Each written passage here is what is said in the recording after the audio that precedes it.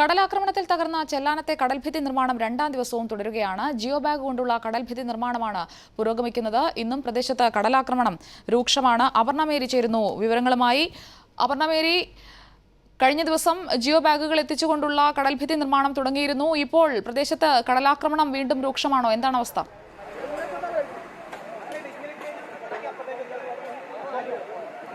സുജിയ, ചെല്ലാനത്തെ നിലവിലെ അവസ്ഥ ഇതാണ്. അതായത് കടലും വീടുകളും തമ്മിലുള്ള ആകെ പ്രതിരോധിക്കുന്ന ഈ കടൽഭിത്തികൾ മാത്രമാണ് നിലവിലുള്ളത്. അതായത് കല്ലുകൾ കൂട്ടിവെച്ചുകൊണ്ടുള്ള ഇത്തരത്തിലൊരു കടൽഭിത്തി മാത്രമാണുള്ളത്. വലിയ രീതിയിൽ ഇത്തരത്തിൽ തിരമാലകൾ വീടുകളിലേക്കടക്കം അടിച്ചു കയറുന്ന സ്ഥിതിയാണ്. വീടുകൾ പലതും തകർന്ന സ്ഥിതിയാണ്.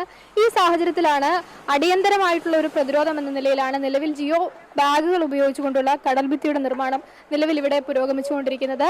പക്ഷേ ഏറ്റവും പ്രധാനപ്പെട്ട കാര്യം, നിലവിൽ ജിയോ ബാഗുകളുടെ നിർമ്മാണത്തിൽ ഒരു അനിശ്ചിതത്വം, അതായത് കടൽഭിത്തി നിർമ്മാണത്തിൽ ഒരു അനിശ്ചിതത്വം ഉണ്ടാകുന്നു എന്നുള്ളതാണ്. നിലവിൽ നാട്ടുകാർ ഉൾപ്പെടെ, അതായത് ചില യുവജന സംഘടനകൾ ഉൾപ്പെടെയുള്ള ആളുകൾ ഇവിടെ എത്തി ഇത്തരത്തിൽ കടൽഭിത്തി നിർമ്മാണത്തിൽ സഹായം നൽകുന്നുണ്ട്. അവർ തന്നെ ഏറ്റെടുത്ത് ജിയോ ബാഗ് കൊണ്ടുള്ള കടൽഭിത്തിയുടെ നിർമ്മാണം ഏറ്റെടുത്തിട്ടുണ്ട്. ഇത് നമുക്ക് ദൃശ്യങ്ങൾ കാണാം. ചില യുവജന സംഘടനകളാണ്, ഒപ്പം തന്നെ സെന്റ് തെരേസസിലെ കുട്ടികളുണ്ട്. അങ്ങനെയുള്ള ആളുകളും ഇത്തരത്തിൽ ഈ ജിയോ ബാഗുകളിൽ മണൽ നിറച്ചുകൊണ്ട് ചെല്ലാനത്തുകാർക്ക് കൈത്താങ്ങായി രംഗത്തെത്തിയിട്ടുണ്ട്. പക്ഷെ പ്രധാനപ്പെട്ട കാര്യം, ഇപ്പോൾ ജിയോ ബാഗുകൾ കാര്യമായി ഇവിടെ ലഭിക്കുന്നില്ല എന്ന് തന്നെയാണ്. 2000 ജിയോ ബാഗുകളാണ് കളക്ടർ അനുവദിച്ചെങ്കിലും വെറും 700 എണ്ണം മാത്രമാണ് നിലവിൽ ഈ പ്രദേശത്തേക്ക് എത്തിക്കാൻ കോൺട്രാക്ടർ ആയിട്ടുള്ളത്. അതുകൊണ്ട് തന്നെ വലിയ രീതിയിലുള്ള പ്രതിഷേധം ജനങ്ങളുടെ ഭാഗത്തു നിന്ന് ഉണ്ടാകുന്നുണ്ട്. ജനങ്ങൾ തന്നെ പറയുന്നു, ചേട്ടാ എന്താ ഇവിടെ ആളുകളൊക്കെ ഇപ്പൊ ഏറ്റെടുത്ത് നടത്തുന്നുണ്ട്, പക്ഷെ നിങ്ങൾക്ക് ബാഗുകൾ ഇല്ല എന്നുള്ളൊരു പ്രശ്നം. 2000 ബാഗുകൾ തന്നിട്ടുണ്ടെന്നാണ് അധികൃതർ നമുക്ക് ബോധ്യപ്പെടുത്തിയിരിക്കുന്നത്. പക്ഷേ ഇവിടെ 700 ബാഗുകൾ എല്ലാം നിറച്ചു കഴിഞ്ഞു. പഴയ പൊട്ടിയ ബാഗുകളാണ് ഇപ്പോൾ രണ്ടാമത് നിറച്ചുകൊണ്ടിരിക്കുന്നത്. സർക്കാർ പലതും ഇങ്ങനെ ചെയ്തുകൊണ്ടിരിക്കുന്നു വാഗ്ദാനം തരുന്നതല്ലാണ്ട് നമുക്ക് ഇവിടെ യാതൊരു ശാശ്വതമായിട്ടുള്ള താൽക്കാലിക പരിഹാരമാണ് ഇപ്പോൾ ഞങ്ങൾ ചോദിക്കുന്നത്. ശാശ്വതമായ പരിഹാരം അവർ മുറപോലെ നടത്തിക്കോട്ടെ. ഒരു താൽക്കാലിക ഞങ്ങൾക്ക് ഈ കടലിൽ ഈ അവസ്ഥ നോക്കുക.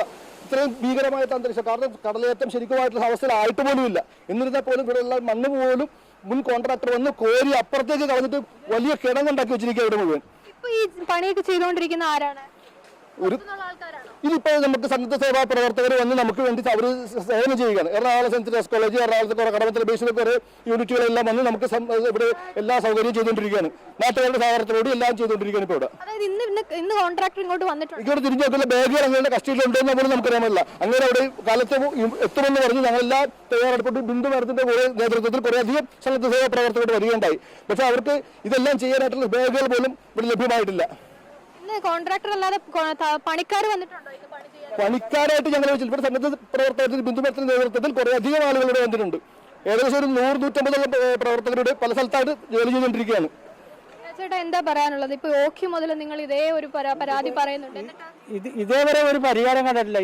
ഇപ്പൊ ഈ നേരം വരെ ഇവിടെ ഞങ്ങളുടെ MLA ഇവിടെ എത്തിയിട്ടില്ല.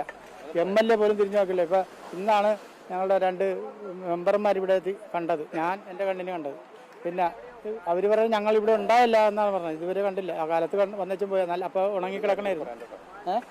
നിലവിൽ ഈ ബാഗുകൾ നിങ്ങൾക്ക് കിട്ടുവാണെങ്കിൽ നിങ്ങൾ തന്നെ തീർച്ചയായിട്ടും ഞങ്ങളുടെ രക്ഷ ഞങ്ങൾ നോക്കണ്ടേ. ഞങ്ങളുടെ രക്ഷ നോക്കാൻ വേണ്ടി ഞങ്ങൾക്ക് ബാഗ് കിട്ടിയാൽ പോലും ഞങ്ങളിപ്പോൾ നിറച്ച് ഞങ്ങളുടെ സ്വയരക്ഷ ഏർപ്പെടുത്താൻ ഞങ്ങളുടെ പഞ്ചായത്ത് അധികൃതർ തിരിഞ്ഞുപോലും നോക്കിയിട്ടില്ല. ഇപ്പോൾ ഇവിടെ എന്താണ് സംഭവിച്ചത്? പഞ്ചായത്ത് ഭരിക്കുന്ന ഞങ്ങളുടെ പഞ്ചായത്ത് അധികാരികൾ ഈ നിമിഷം വരെ ഇവിടെ കടലാട്ടുണ്ട്. ഇവിടെ 400ഓളം വീടുകാർ കഷ്ടപ്പെട്ട് അതിനകത്ത് തട്ടിന്റെ മുകളിൽ മാറിയ കയറിയിരിക്കുന്നത്. പക്ഷെ അവരെ പോലും തിരിഞ്ഞു നോക്കാൻ കഴിവില്ലാത്ത ഒരു ഭരണകൂടമാണ് ഇവിടുത്തെ പഞ്ചായത്ത് അധികാരികൾ പോലും. ഒരു പാർട്ടി പ്രവർത്തകർ സഹകരിക്കുന്നില്ല.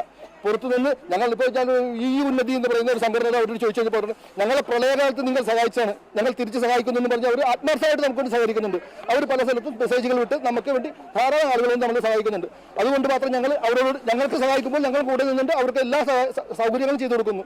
നമുക്കിപ്പോൾ വേറെ പണിക്ക് പോലും പോകാൻ പറ്റുന്ന അവസ്ഥ നിൽക്കുന്നത് ഇവിടെ. ഇപ്പൊ പല സ്ഥലത്ത് ഞങ്ങൾ കമ്മ്യൂണിക്കേറ്റ് ചെയ്തിട്ട് ആരും ഇതിനെക്കുറിച്ച് ആർക്കും അറിയാൻ മേല. ബാഗുകൾ എന്ത് ഇപ്പൊ സബ് കളക്ടർ വരുന്നുണ്ട്. ഇപ്പൊ സാറ് വരുമ്പോൾ ഞങ്ങൾ വീണ്ടും ഒന്നൊരു പരാതി പറയാം. ഞങ്ങൾ പരാതി പറയുകയുള്ള ഞങ്ങളുടെ കടമ. പരാതി പറഞ്ഞു കൊടുത്തു. 1 വർഷം 7 മാസമായി ഇവിടെ ഓഖി ദുരന്തം കഴിഞ്ഞിട്ട് 1 മാസത്തിനുള്ളിൽ ഈ താൽക്കാലിക ബന്ദ് ചെയ്യാമെന്ന് പറഞ്ഞിട്ട് പോലും ഞങ്ങളെ കബളിപ്പിക്കുകയായിരുന്നു. ഓരോ കാര്യങ്ങൾ പറഞ്ഞ് ഞങ്ങളെ വഞ്ചിച്ച് എന്ന് തന്നെ തുറന്നു പറയാം. ഇതുവരെ ഞങ്ങൾക്ക് ഒരു താൽക്കാലിക ശമനം പോലും തന്നിട്ടില്ല. ഒരു ശാശ്വതമായ പരിഹാരത്തിന് വേണ്ടി ദ്രോണാചാര്യ മോഡൽ ഫെൻസിങ് വേണമെന്നാണ് ഞങ്ങൾ ആവശ്യപ്പെട്ടിരുന്നത്. അത് പോയിട്ട് ഈ ജിയോ ബാഗ് പോലും 2000 എണ്ണം അടിയന്തരമായിട്ട് നിങ്ങൾ കളക്ടറിനെതിരെ ഒരു പ്രതിഷേധം നടത്തിയതിന്റെ ഫലമായിട്ടാണ് പെട്ടെന്ന് ഒരു കടൽഭിത്തി നിർമ്മാണം ജിയോ ബാഗ് വെച്ച് നടന്നത്.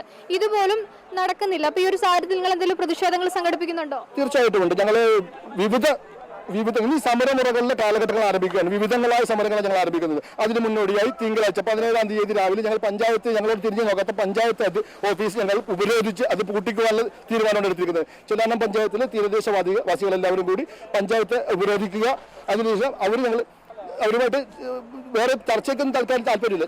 എന്തായാലും സുജയ, ഇത് തന്നെയാണ് ചെല്ലാനത്ത് നിന്ന് പറയാനുള്ളത്. അതായത് കടലാക്രമണം രൂക്ഷമായി തന്നെ തുടരുന്നു. പക്ഷേ താൽക്കാലികമായി നിർമ്മിക്കാമെന്നേറ്റ ജിയോ ബാഗുകളുടെ നിർമ്മാണം പോലും അനിശ്ചിതത്തിലാകുന്ന ഒരു സ്ഥിതി. എന്തായാലും വലിയ രീതിയിൽ കടലാക്രമണം തന്നെയാണ് ഇപ്പോഴും ഇവിടെ ഉണ്ടായിക്കൊണ്ടിരിക്കുന്നത്. വൈകുന്നേരം ഇത് കൂടാൻ തന്നെയാണ് സാധ്യത. ഈ ഒരു സാഹചര്യത്തിൽ ഒരു പ്രതിഷേധത്തിന് കൂടി തയ്യാറെടുക്കുകയാണ് ചെല്ലാനം നിവാസികൾ.